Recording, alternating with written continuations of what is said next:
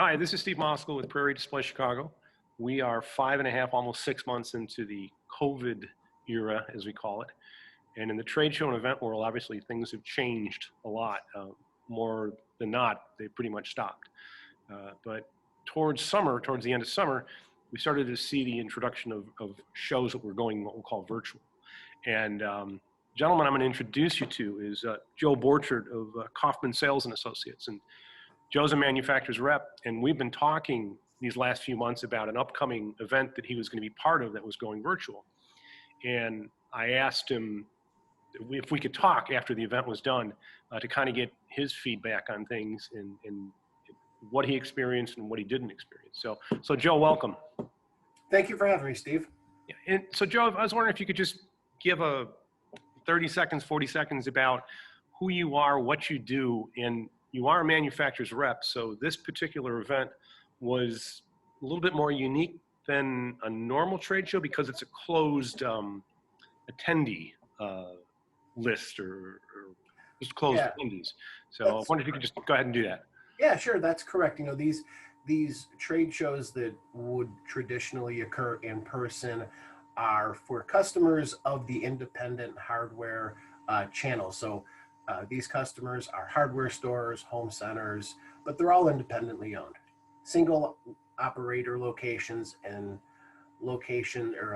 companies that have 100+ locations all under the same roof, buying their upcoming season's worth of fall goods. It's a buying event. It's a bit of a reunion. Mm-hmm. It's a networking event.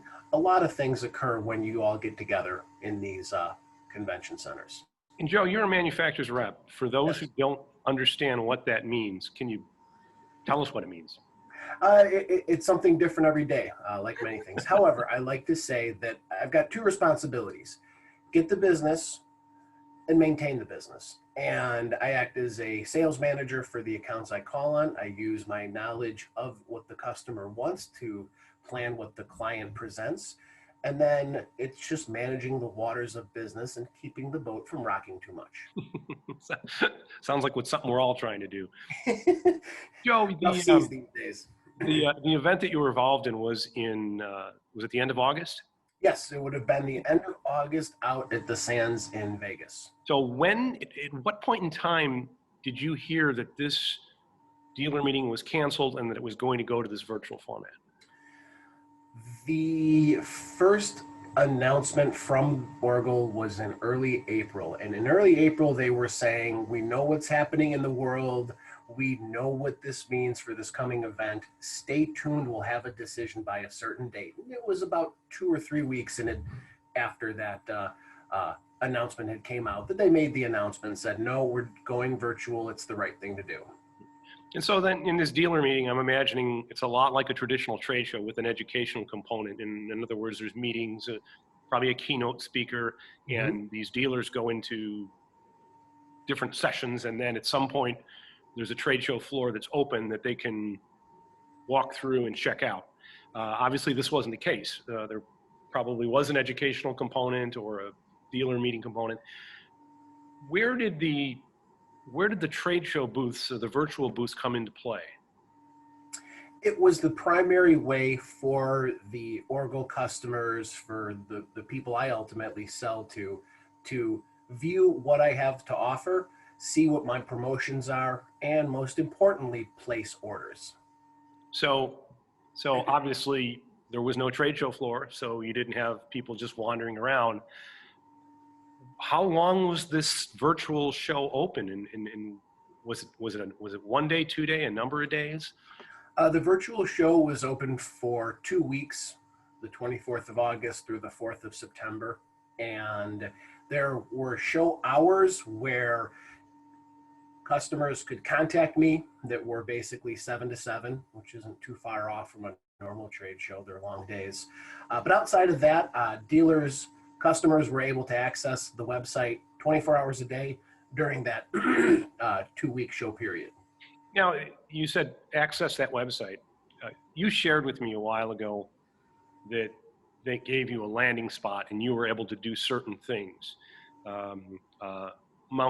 post videos, PDFs, all sorts of things.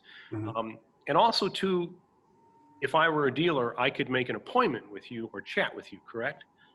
You could make an appointment with me via a Zoom interface that was built into the website. Okay. And do you think that this website, this landing point that they gave you, do you think that, I know this is the first time that this has happened, but do you think that it was adequate, or if there was anything else that they could have added to it?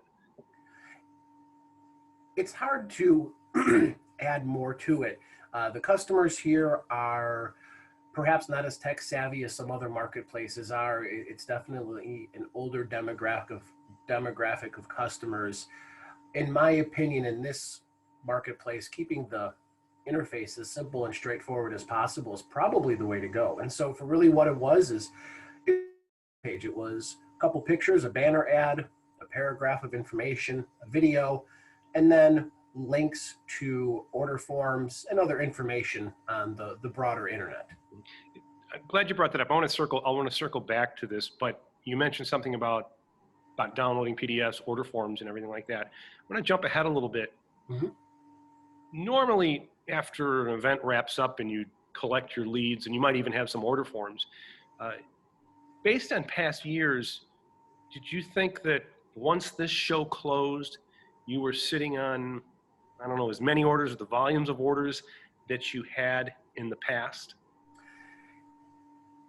At the end of the show, the physical end, I was actually a little underwhelmed by the amount of orders I had accumulated. However, in the weeks since, which is the case with any trade show where buying and selling occurs, my orders have come in and they've definitely got to a level where I'm satisfied. Met a bit of a goal, not a stretch goal by any means, but met my goals. Well, that's good. That's yeah, good. it was pretty good. It wasn't like it was a total bust. No, it wasn't a total bust. The benefit of this virtual experience and the unique nature of these shows, for a store owner to take advantage of these deals in a traditional show, they have to travel. Now, that's a rule of the company. It's not unique, but it's the rule of this company, and it works because that's how they do it. And their shows are the best in the industry, bar none. That said, they only get about 25% of their customers coming to the show. This show saw almost near 100% levels of attendance. All that meant is all their customers signed up. How many actually visited? How many actually placed orders over and above? That's going to be hard to understand. Purchases were up on some vendors. Other vendors, purchases weren't. Okay. It's interesting because if I pick an industry show, maybe a non-medical show, a show organizer says that they usually expect about 50% of the people that registered for the event to actually show up. So maybe you're along that lines as well too. I said I wanted to circle back to something you mentioned about the fact that you didn't talk to as many people because you weren't really chatting, or you only had a limited amount of appointments.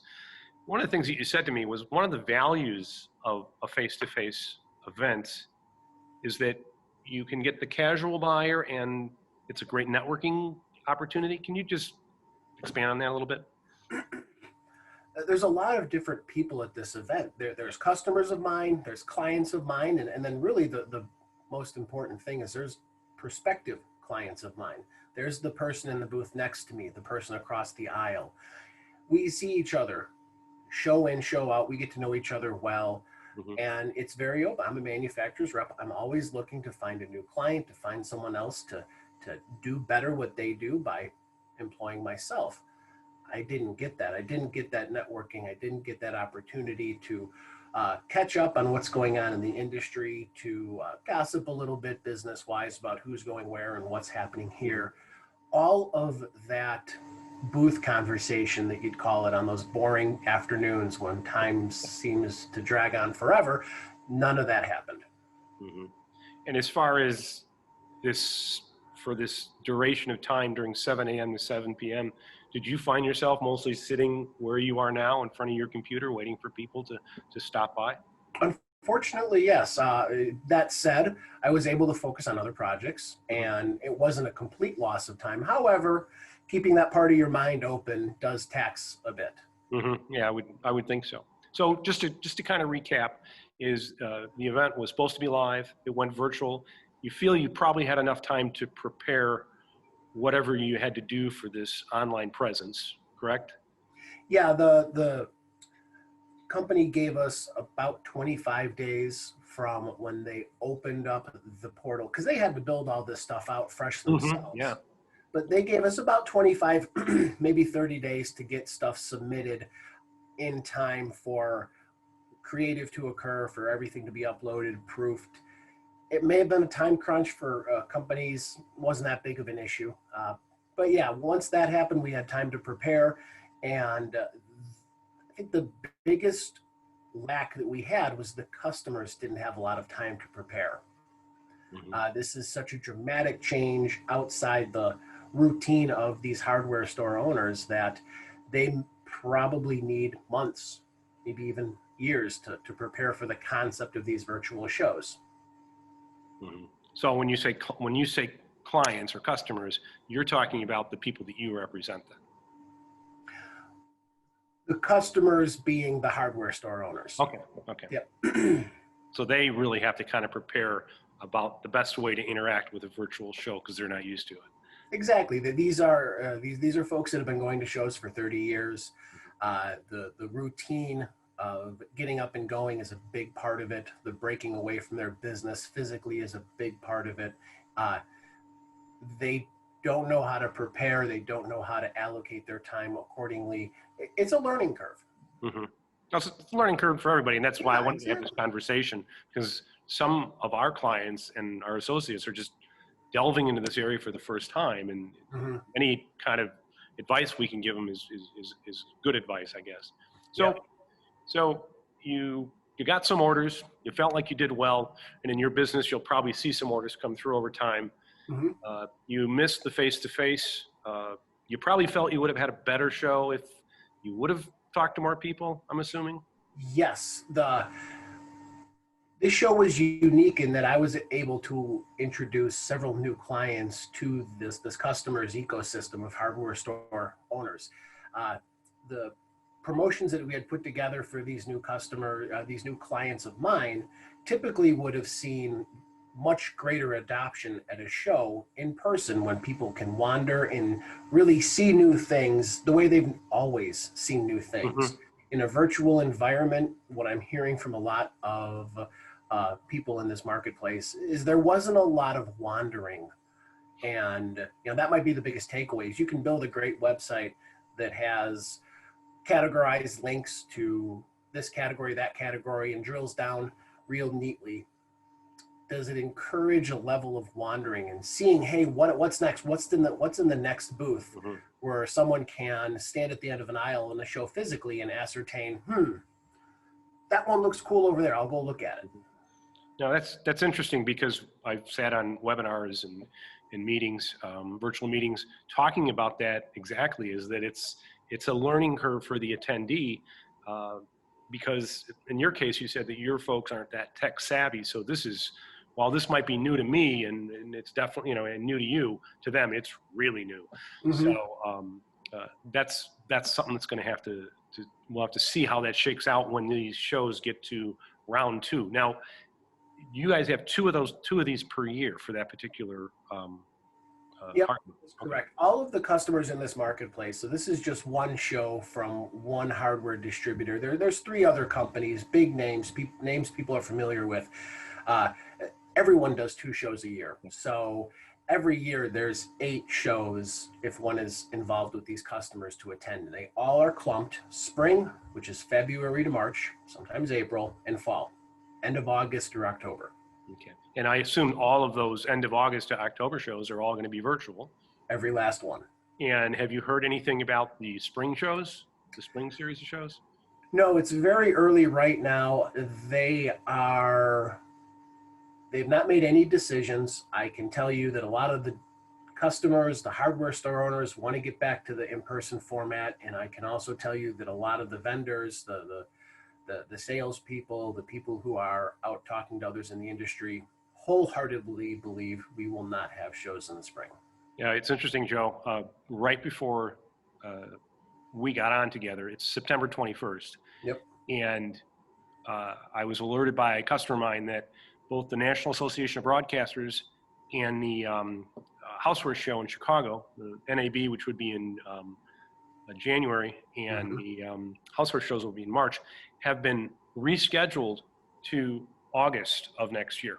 So NAB would stay in Las Vegas, but be in August, which is normally a slow time, and the International Houseware Show is pegged to move into August at McCormick Place.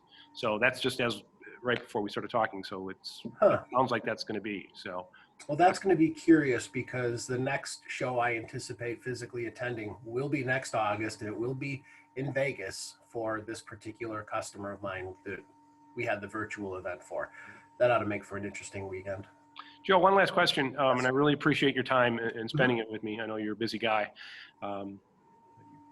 rattling kids at home with school and things like that. So, but as we go forward, I've been on webinars and other calls talking about the pressure that's going to be now on show management to show results or to show quantitative, some type of, this is how many people visited, this is how many people visited your particular portal, or even to supply you with a profile of who might have visited your particular space. So far, once again, I know this is new for that particular dealer network, but have they provided you any type of feedback, whether it's anecdotal or quantitative? I'm sorry. Anecdotally, nothing formal. They had a press release that, like all press releases, was very positive, and frankly, it's accurate from everything I know. So they did have a press release where they said everything was great and a lot of cool things happened, which I do believe. However, in terms of quantitative analytical data, I don't see anything. I've heard rumors something might come out, but even the rumors aren't certain what information could come out. And really, seeing how many people visited my booth doesn't help. It's a number. What were they interested in? And can I contact them? But then that's a slippery slope where I don't want my potential customers to be inundated with direct messages and other marketing that could occur when so many email addresses are blasted out there. I get you. Well, thanks. Once again, Joe, I really appreciate your time. Obviously, Prairie is in the business of not doing virtual shows, of actually having our customers start going back to meetings, whether they're small, medium, or large.